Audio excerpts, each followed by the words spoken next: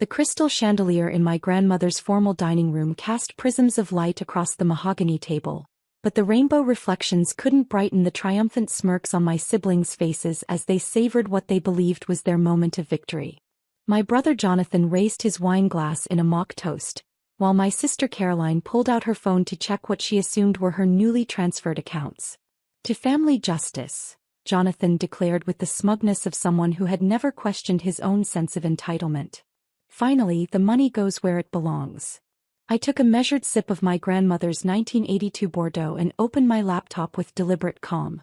The screen displayed the Whitmore Family Foundation dashboard, showing assets of $347 million and a big red, "Accounts frozen," notification across the top.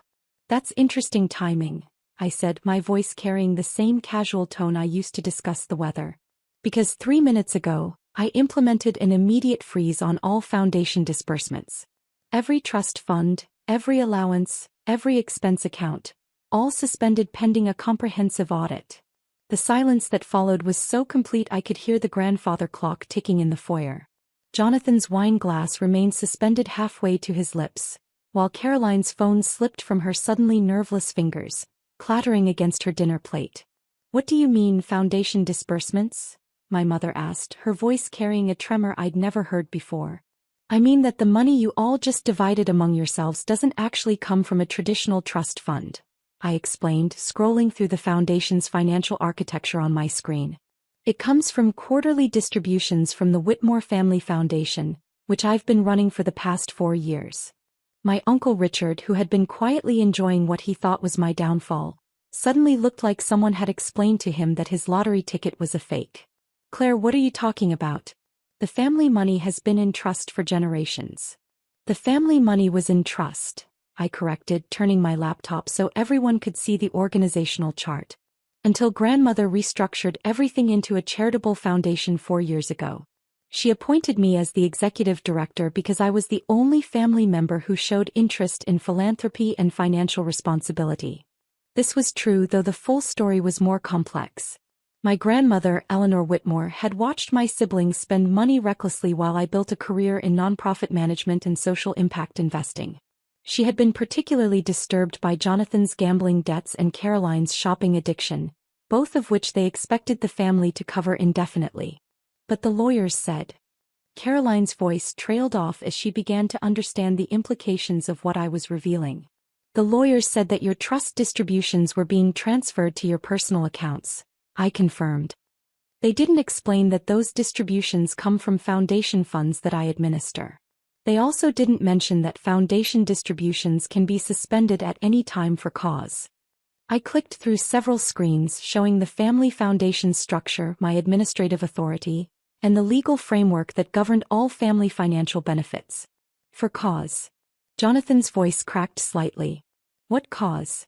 "Misrepresentation of financial status, conspiracy to defraud a charitable organization, and violation of the foundation's ethical guidelines," I replied, reading from the legal document that had been prepared months ago. "All of which occurred when you convinced a family court that I was mentally incompetent to manage my own finances." The petition they had filed 3 weeks ago was a masterpiece of manipulation and legal maneuvering. Jonathan and Caroline had argued that my unusual lifestyle choices and irresponsible financial behavior made me unfit to control family assets. They had presented evidence that I lived in a modest apartment, drove a 10-year-old car, and donated most of my income to charity as proof that I was either mentally unstable or financially incompetent.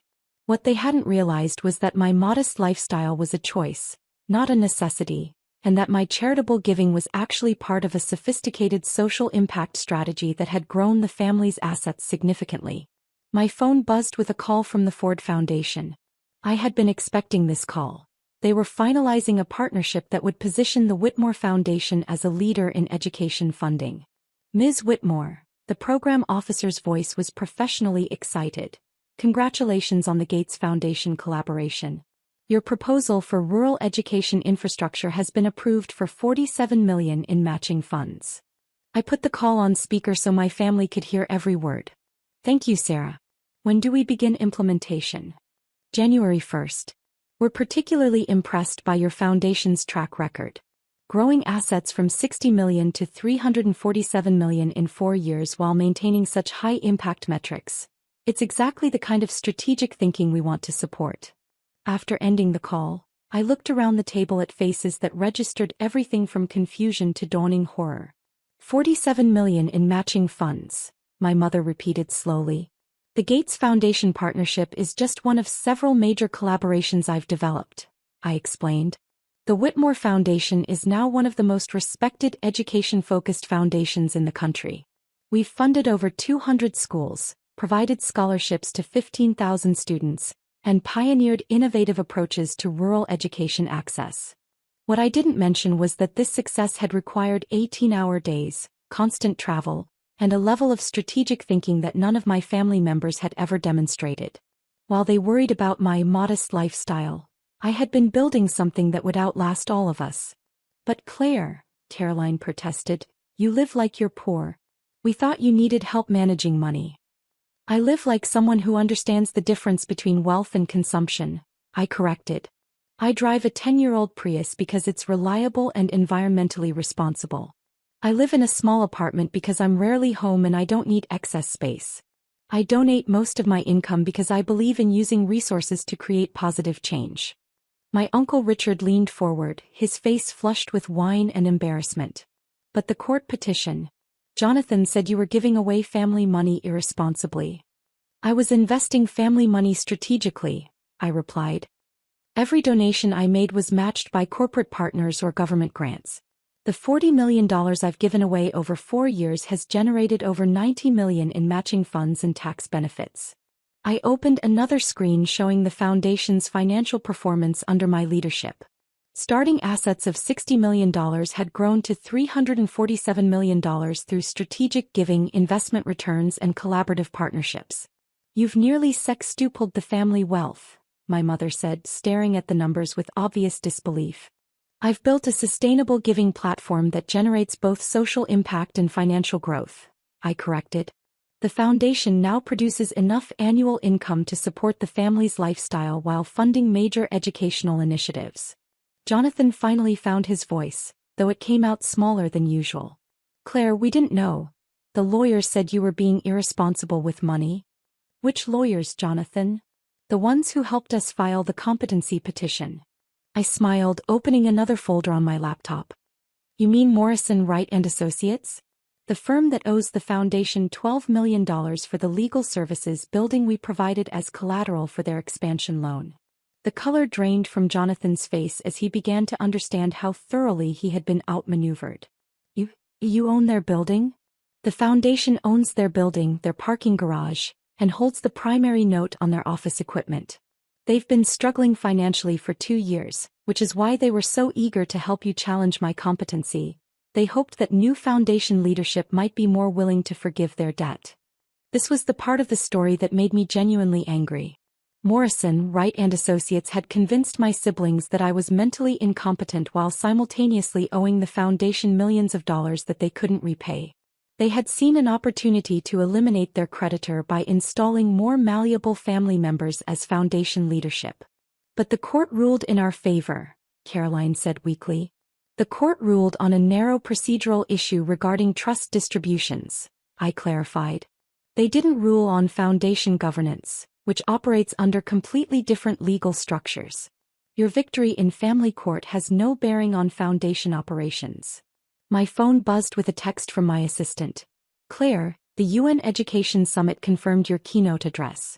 Also, the President's office called about the Rural Broadband Education Initiative. They want to discuss federal partnership opportunities.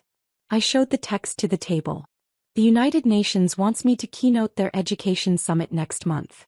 The President's education team is interested in partnering on rural broadband initiatives. The President, my Uncle Richard whispered. Education policy has become a significant focus of my work, I explained.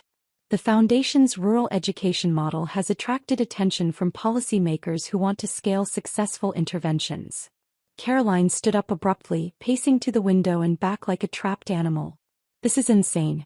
If you're running a $300 million foundation and working with world leaders, why didn't you tell us? When? I asked. During the family meeting where you suggested I was too unstable to manage my own checking account? Or perhaps during the intervention where you explained that my charitable giving was evidence of mental illness? The memory of that intervention still stung. My siblings had gathered the family to express concern about my erratic behavior and poor judgment, citing my charitable giving and modest lifestyle as evidence that I needed professional help. We were trying to help, Jonathan protested. You were trying to access money that you thought I was wasting, I corrected. You never asked about my work, my goals, or my strategy. You just assumed that because I wasn't spending money on luxury items, I must not understand money. My laptop chimed with an email from Harvard Business School. I glanced at it quickly. They were confirming my guest lecture series on strategic philanthropy, then turned the screen so my family could see the sender. Harvard wants me to teach a seminar series on foundation management, I explained. They're particularly interested in our model of using charitable giving to generate both social impact and financial growth. You're teaching at Harvard? My mother asked faintly. Guest lectures, not full-time faculty. Though they have mentioned the possibility of a visiting fellowship if I'm interested in developing curriculum around social impact investing. The conversation was interrupted by another phone call, this time from my counterpart at the Rockefeller Foundation. I declined it but showed the caller ID to my family. The Rockefeller Foundation has been collaborating with us on education infrastructure projects, I explained. We're co-funding a network of technology-equipped learning centers in rural communities. Around the table, I could see my family members trying to reconcile this information with their mental image of me as someone who needed their guidance and protection. Claire, my mother said quietly, why didn't you defend yourself when Jonathan and Caroline filed their petition? Why didn't you explain about the foundation? Because I wanted to see how far you would go, I replied honestly. I wanted to understand whether any of you would trust my judgment or if you would all assume the worst about my capabilities. This was the truth, though it was painful to acknowledge. 4 months, I had watched my family construct elaborate theories about my mental health and financial competence without ever asking me directly about my work or my plans. We failed that test, my Uncle Richard said heavily. You failed because you confused lifestyle choices with competence, I replied. You assumed that because I don't spend money the way you do, I must not understand money. You never considered that I might have different values and different goals. My phone rang again, this time with a call from the World Bank. I put it on speaker before answering. Ms. Whitmore, this is Dr. Patricia Williams from the World Bank's Education Global Practice. We've been following the Whitmore Foundation's work in rural education, and we'd like to discuss a potential partnership for our Sub-Saharan Africa initiative. I'd be honored to discuss collaboration, I replied. Education access is central to our mission. We're looking at a potential $50 million joint initiative. Your foundation's track record of successful implementation makes you an ideal partner for this scale of work.